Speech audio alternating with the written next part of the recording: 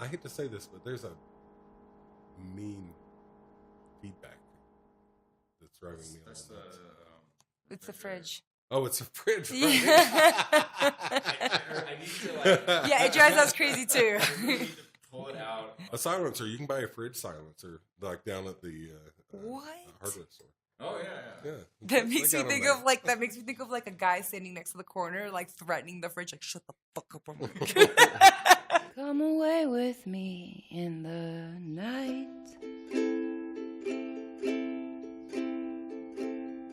Come away with me, and I will write you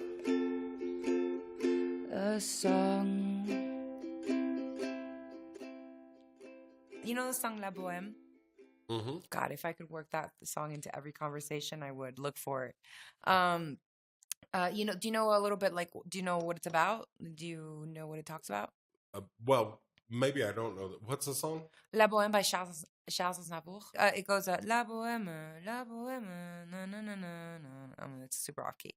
So that song is about, like, pretty much artists, like, living in Montmartre in Paris back when, like, Toulouse-Lautrec, kind of between him and, like, Ernest Hemingway and, like, these kind of, this era, where the golden era, but also just, like, around when the Moulin Rouge existed, how it attracted, like, all these bohemians and all these outsiders and all these freaks and all.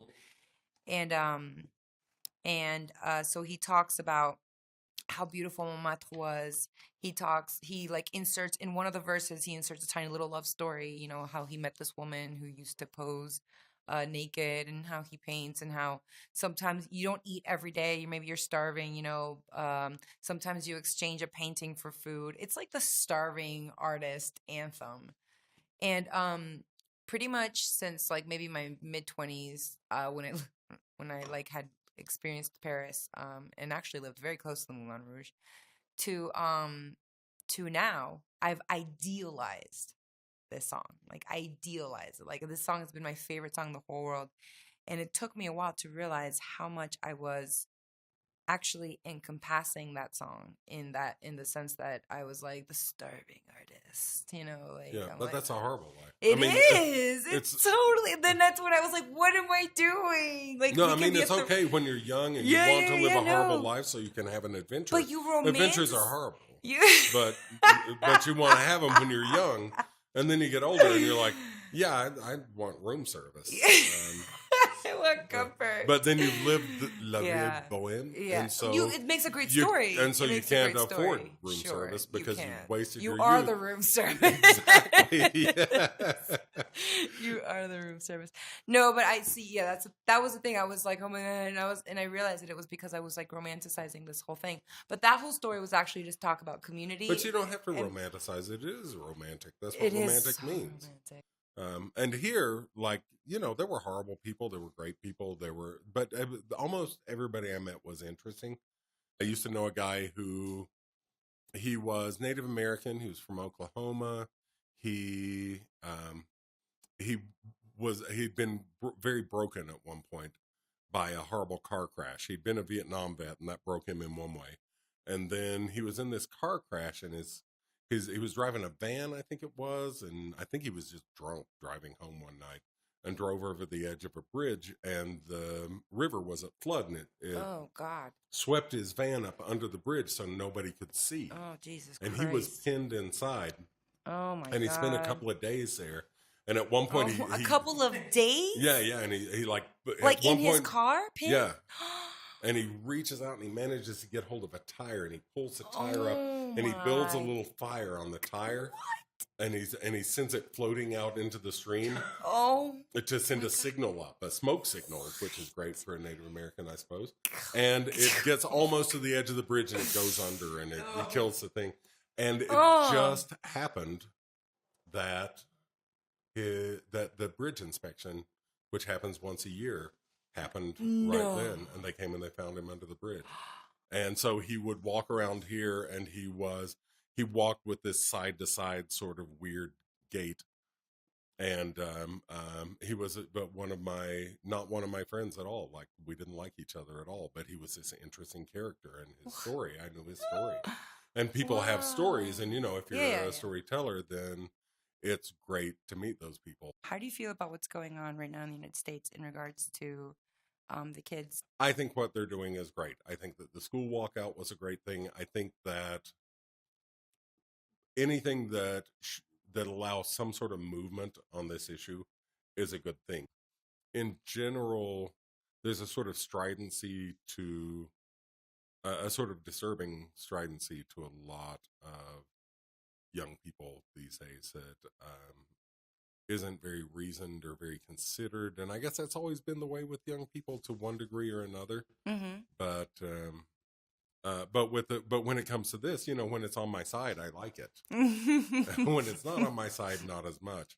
And then also my side, I'm finding hard to recognize anymore in a lot of ways. What do you mean by your side?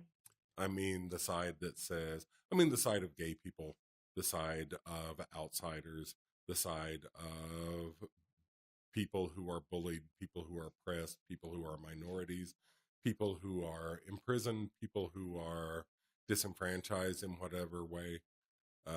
I don't think that the solution to being culturally disenfranchised is to say, here's a list of words that you're not allowed to say. Here's a list of opinions that you're not allowed to have. Yeah, right. Mm-hmm, Here's the rules for the conversation we can have. And if you cross over into the place where this rule is broken, then suddenly you're a disposable person because you don't think right. And if you don't think right, if you commit thought crime, then you'll be banished to outer darkness. Totally. And there's a hierarchy within that too, so that like if you're oppressed but not as oppressed as the other person, and also there's a scramble to grab hold of oppression, so that now all the straight people I know are queer all of a sudden because queer doesn't really mean anything, and so you can be queer and be straight. And it's like, well, you're not going to lose your job for, and you're not going to be denied housing, and you're not going to be kicked out of your family unless you decide, and it's very complicated because I'm going to say, unless you decide to make a big deal out of the fact that you like a good spanking every once in a while. But then telling people not to talk about their sexuality and not to talk about who they are in that way is the way that gay people and trans people and people with largely non-accepted sexualities have always been oppressed, is to try to make us invisible. And so I don't want to say if you don't talk about it, then it won't be a problem, because that's always what the reactionary says.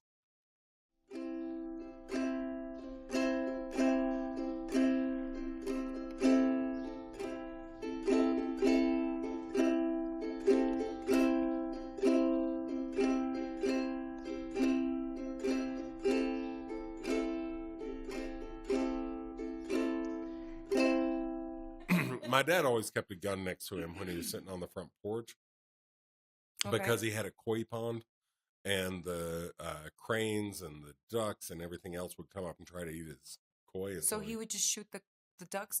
I don't know that he ever actually hit one, but he would fire and they would fly away at least. Okay. And also squirrels. Okay. There were a lot of squirrels where I was from, and squirrels go into your attic and chew all the insulation off of your you go wiring. there with the shotgun. And then they burn your house to the ground, because when all the insulation's gone off of your wires, your house burns to the ground. And so the squirrels burn the house to the ground? By chewing all the insulation off of your wires. This story is just amazing. And so you have to shoot them. Well, you don't necessarily have to, but they're just squirrels. It's like if you have had beef, chicken, or pork in the last, say, 48 hours, there's not a lot of room to be super judgmental about shooting a squirrel that's trying to burn down your home. I'm not being judgmental about it. That's never something that I've heard before. Like, I've heard so many reasons to go. This is just like, I'm like, this is like grade A story material right here. I'm talking about defending your home. I can't even judge it. This is so exciting. Squirrels are the real terrorists. The real terrorists, exactly. I can't Has even anybody judge it. checked This is phenomenal. Has anybody checked the World Trade Center for like squirrel prints? Oh my god! I mean, who knows? Oh my god, no! Oh my god! So anyway, he always had a gun there on the porch, and there's a story that I think he probably told it, but it got told about him, like a lot of his stories about. There's always, when you live in the South, in the rural South, there's always some preacher pulling up in front of your house. And, really? That's actually true too? The preacher comes to check up on you to make sure that, or the sheriff? Somebody from, no, that's a totally different thing. Oh, okay. Someone from church trying to make sure that you're not like... No, they come to invite you to church. Oh, okay. So it's not like to make sure you're not like coveting the neighbor's wife or something like that. No. How would you even approach that? But it's just like, we have a fellowship meeting and we would love to see you show up and blah blah. It's so sweet. Okay, that doesn't sound that bad. No, not bad at all. Do they leave you alone if you don't? I'm really missing the sarcasm, you guys. Do they leave you alone if you don't go? Do they leave you alone if you don't go? They do if you pull a gun on them. Oh, okay. So that's where that was going. Sorry, did I pull the punchline too? They go back to church and say, well, some of our neighbors are not very conducive to the church spirit, the Holy Spirit. This is fascinating to me. Like I have no reference point. The story is that the preacher pulls up, he gets out of the church and says, "Mr. Dykes, I am from the trying to remember. I think it might have been the Baptist church. I'd like to say it was the Baptist church, but it could have been some of the Pentecostals or some of them people. All right. But just down the road, and we'd really like to invite you." And he got that far, and Pop reaches down and pulls up his gun, and he just puts it across his lap. He doesn't point at him or anything. He puts it across his lap and says, "Just keep driving." Wow. And the guy gets back into his car, and he says, "Thank you very much, Mr. Dykes," and gets back in. But when somebody shows up at your door and uses your name and you don't know their name, and it's like there's a certain element of sort of power differential, and like a shotgun can really straighten out the power differential. And you don't even have to make that noise, the noise. Like that's the one that really straightens out all the power differentials. Yeah. And I'm not here to be a big advocate for guns, because I'm not a big advocate for guns. But I own guns, and I'm not. PSA, I do believe that. No, but it's still like the culture that you came from, though, and like you see it from like a whole. Yeah, then that's totally. And I only own guns because he's dead. Okay. And so I got some of his guns, not all of his guns, but I got some of his guns. Okay. I'm so intimidated by guns. The closest that I've ever come to a gun, I love this. This is like the closest I've ever come to a gun. This is how far removed I am from them. Was actually in a really strange place. I was in Dominican Republic in the border with Haiti.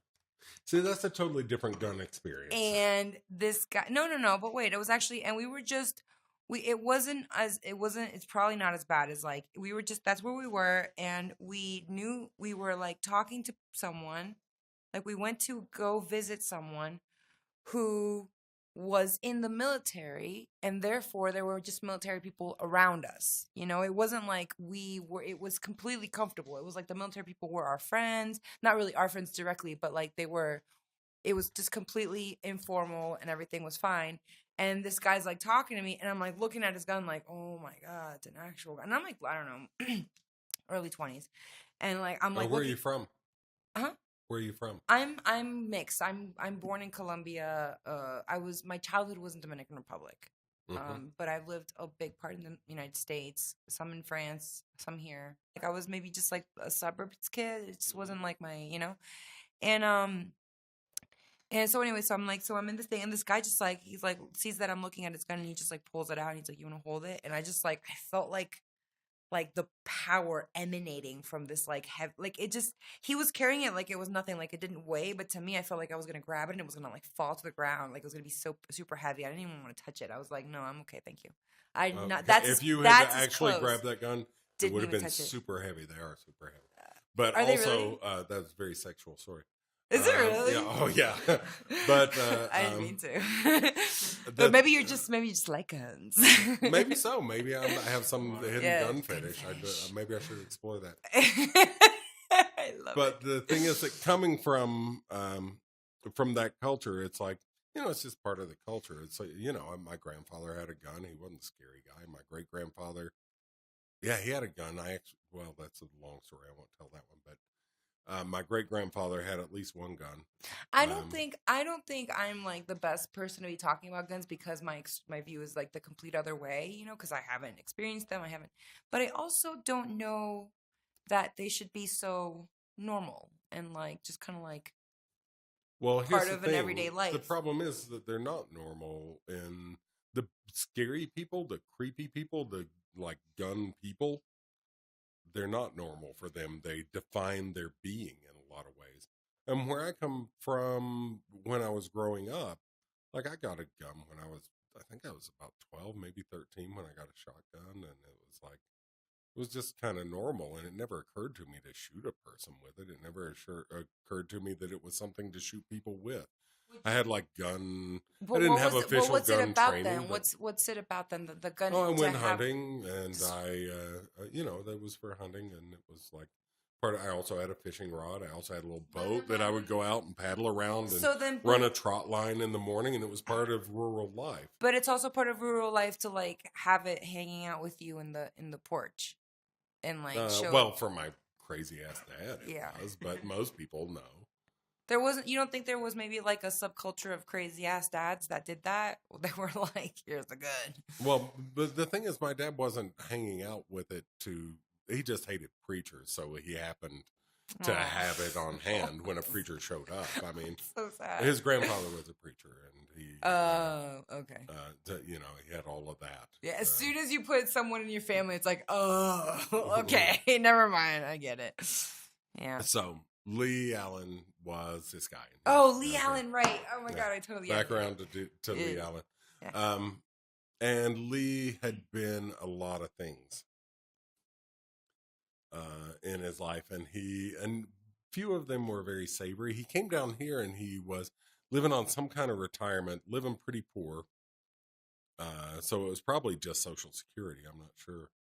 And I met him, I guess, through my friend. And I'm not going to say the names of too many people who are still alive because it's like I don't know who hears these things, and I don't want to be a gossip in that way. I want to be a storyteller, not a gossip. We support that. But Lee told me tons and tons of stories, and I kept going back because he was a great storyteller. He was Southerner. He was from Mobile. Spent a lot of times in New Orleans, and I hadn't lived in New Orleans at that point. I'd been through. I'd looked for apartments and stuff, but I just never really stuck there. And he told stories about when he was there when Louis Armstrong came back and was King of Zulus one year, and he told stories about. He had a great story called "The Cheapest Trick I Ever Had." He called anybody he slept with, it was a trick, except for Howard, who was his boyfriend. And the cheapest trick I ever had, I'll just give the sort of the gist of it, which was 17 cents and a slice of chocolate birthday cake. Oh. But he told this story about back when he was working in the freak show, and I think that at one point he ran the freak show, but this was back when he was working in the freak show, the sideshow at the carnival. And Howard, who was his boyfriend, and I do it best when I tell it like he told it. Okay, go. So Howard was working out front, and Howard was wearing just the cutest little old outfit. It was a tuxedo, but it was covered all over with sequins, and he just looked adorable in this outfit. Mm. And I was inside working the half and half, and I don't know if you've been around carnivals very much. Mm. And I said, no, I haven't been around carnivals very much. No. He said, well, here's how the half and half work. Mm. I had this little clip, and half of the clip went right up my ass, and the other half made this crease underneath my balls, and I would take a bit of ladies' lipstick, and I would run it along that little crease so that it would make this little pink mark along the edge of the crease. And I would wear this, just the campiest little outfit. And it was, on the top, it was half gentleman's suit and half ladies' dress. And down below, it was a ladies' dress that fell just below the knees. And I'd wear nothing at all underneath it. And I would have one side of my hair all kind of poofed out because, this was the 1940s and women wore their hair out in a sort of bouffant curl. And on the other half, I would have it all slicked down because gentlemen would put Vaseline in the hair back then and keep it slicked down. And I would put makeup on one half of my face, and I was a half and half. So Howard is the ballet. He's the ballyhoo. He's out on the midway, and he's calling people in, and he's saying, ladies and gentlemen, come and see the freak that nature has created. Look and see God's mistake right here. Half man and half woman. Now, this was the 1940s, and people had never seen a naked person before. And here they were getting two for the price of one, half man and half woman. And I was inside waiting for him. And Howard fills up the bullpen on the outside, and then he sends them on in. Well, he sends them in, and there's this one broad, and she's down front, and I can tell she's had some drinks. And she starts in smart-assing from the very beginning. And she's saying, well, I'm not so sure about this. And so I start in with my spiel, and I say, ladies and gentlemen, I am not here to present myself to you as some sort of freak. I am not here to attract your horror or your laughter. I am here in the name of science and in the name of humanity so that you can see that people who are afflicted in the way that I am afflicted are human beings too, and so that you can come to understand us better as human beings. Well, this broad down front seems very skeptical, and she keeps talking in a loud voice to the gentleman next to her. And so I go on, and I say, ladies and gentlemen, I'm now going to reveal to you what happened to me at birth. And I hope that you can all maintain decorum and dignity as is fitting to my personal decorum and dignity. And so I lift up the dress and I show them my junk, and it's all hanging down there, and everybody's kind of, and so I was just fine with that. And then I lift up my balls and I show that little crease right along underneath there. And this lady down front says, bullshit. And I say, excuse me, madam? And she says, bullshit. And I say, I assure you, madam, that my affliction is not bullshit. And she says, I am a pediatric nurse, and I can tell you that I have worked in this field for over 15 years, and that no one is born with a full set of both male and female genitalia. Well, I'm starting to think, because each of these people, when they came in, there's about 40 people there, and they were paying 2 bits each. Now, that's about $10. This is the 1940s. And $10 was a lot of money in the 1940s. And I knew that if everybody got worked up, they would start demanding their money back. And so I cast around, I'm trying to think what to do. And I say, ladies and gentlemen, if you will leave this tent, I would be more than happy to allow this nurse to give me a full physical examination, and she can tell you whether or not I am exactly what I claim to be. Oh, my goodness. Well, everybody just kind of looks at each other for a minute, and I wait, and everybody just keeps looking at each other, and I say, well, go on now. And so they all start kind of filing out towards the front, back out to the bullpen where they're held. And eventually, it's just me and Big Nurse down there, and I come up to the edge of the stage. And instead of lifting up my dress, I sit down on the edge of the stage and I say, now listen, honey, I have been a nurse too. I have worked at Mobile General Hospital. I have worked at the General Hospital in Forest County in Mississippi. I have worked at Charity Hospital in New Orleans. And I believe that professional courtesy requires that you go out there and tell those people that I'm exactly what I claim to be. Well, Big Nurse, she just sort of goes, and she turns around and she starts walking towards the exit. And I'm thinking about that $10. So I slip underneath the edge of the curtain, underneath the skirts there, and I head around because I want to see what she's saying to him so that if I have to make myself scarce, I can. And I go around, and by the time I get around the edge of the tent and I'm peeking around there, there's Howard. He's up on the box, and this woman has crowded herself up there onto the box with him, and I can tell she really likes the attention. And she says, "Ladies and gentlemen, I have examined this Miss Leela completely, and I can tell you as a nurse that in my entire life, I have never seen a more perfectly formed set of both male and female genitalia." And, you know, the rest of the day, my tent was completely crowded. Apparently, word spread all over the Midway. And, you know, that woman really, really helped me out. I could have made her part of the act. You know, I wonder why I didn't ever make somebody like her a part of the act. I mean, because nothing convinces people that you really are who you say you are like a little expert testimony. Oh my God, that was amazing. If you like what you just heard, follow, like, and subscribe to us on Facebook and YouTube. If you have some spare change and want to support a starving artist community, we have a Patreon page where there's incentives for donations, and we will love and appreciate you forever and ever and ever and ever. All these links will be in the description box below. With that, we bid you adieu at Midnight Falafel. Until next time.